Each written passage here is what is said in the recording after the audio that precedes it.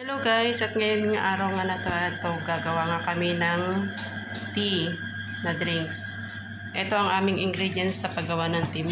Ano na yan, mainit na tubig na yan, boiled na, 4 na tea bag, red level, and 4 lemon. Ayan, ginus namin yung lemon. And meron din kaming 1/2 cup ng sugar.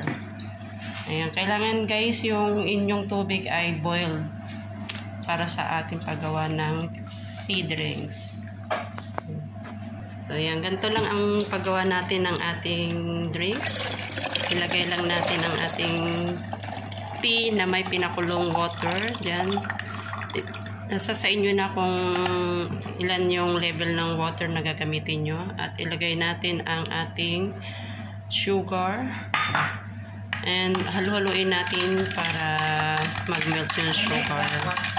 And ang ating lemon juice, yan. Ilagay natin yan, lemon juice. So, ganyan lang guys ang simpleng paggawa natin ng ating tea drinks. At kailangan natin ilagay sa palamigan para masarap pag ininom natin mamaya.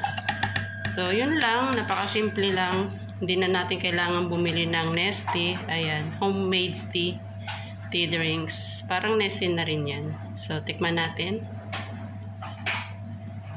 Oh, masarap daw, sabi ng ating tester. So, yan guys. Yun lang ang aking preparation para sa paggawa ng tea drinks. So, yan. Bye-bye. See you again on my next vlog.